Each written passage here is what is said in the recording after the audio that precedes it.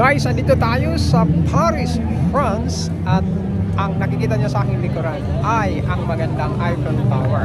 Ang Eiffel Tower po ay 313 meters high.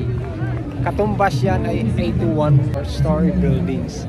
So ito yung pinakamataas na struktura dito po sa Paris. Mamaya ipapakita ko sa inyo pag siya ay kumikutitap na, dahil ito po ang nagbibigay ng saya para po sa mga taong nanonood dito. Ang daming tao rito mga kaibigan. Kung ikaw ay bago sa aking channel, please don't forget to like, share, comment down.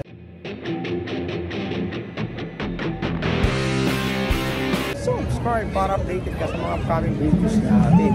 At huwag kaligtaang hampasin ang notification bell. Mga kaibigan, para maging legit ang inyong subscription, panoorin nyo muna ang video at least 1 to 2 minutes bago mag-subscribe. Thank you!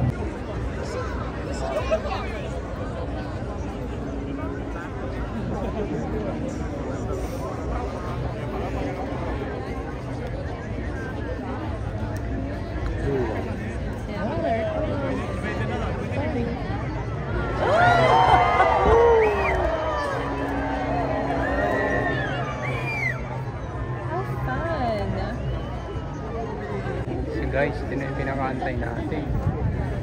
Grabe, ilang beses na ako napunta rito. Ngayon ko lang ito na tsambahan. May ilaw. Lights it out.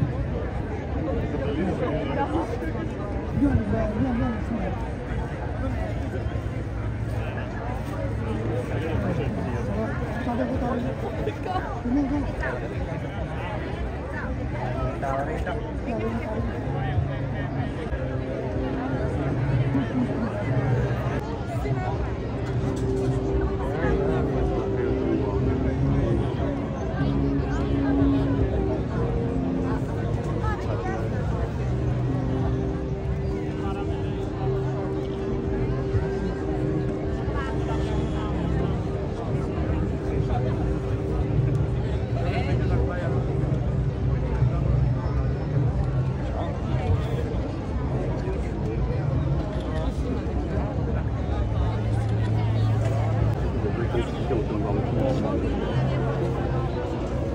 Welcome to Paris! We are here in front of Eiffel Tower.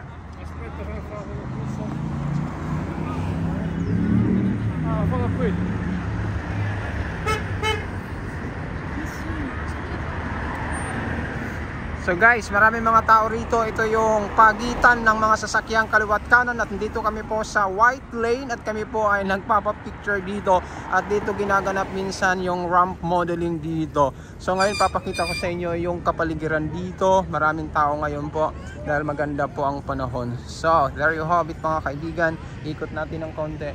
At banda doon sa unahan naman ay pinupuntahan rin yan ng maraming tao, yung area na yan, dahil para museum yan. At mula dito sa terrace na yan nakikita nyo ay tanaw na tanaw din yung kagandahan po ng Eiffel Tower. Ang Eiffel Tower po ay merong taas na 984 yan feet, pero kung isasama natin ang antena po, ito po ay umaabot sa 1,083 feet at kung by meters naman 300 to 330 meters high. Ito po ay nandito mismo sa Paris, France. Kaya mga kaibigan, kung kayo po ay pupunta rito, ito ang makikita nyo, yung magandang antena. Okay, this is the Eiffel Tower. Eiffel Tower, isa sa pinakamaganda or ito ang pinakapamusong na kanila pong tourist spot dito po sa Paris. Ayan mga kaibigan, maganda ito paggabi, kaso mahirap po ito ay matsimpuhan. Katulad nito kagabi pumunta kami rito, nagsara na po, wala na po, hindi na siya lighted up at kaya ang itsura niya ay ganito pag araw. Naakyat ko na po yan at maganda po ang overview sa city of Paris. So ngayon ang mga tao dito halos walang takot, tawis ang tawag nito. Buwis buhay po ang aming ginagawa rito dahil kaliwat kanan po ay sasakyan po ay nasa pagitan lamang po kami.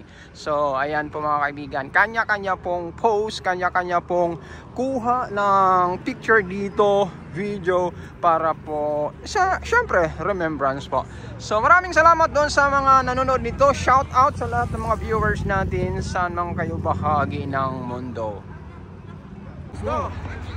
No, key alone. Use that alone. Yeah.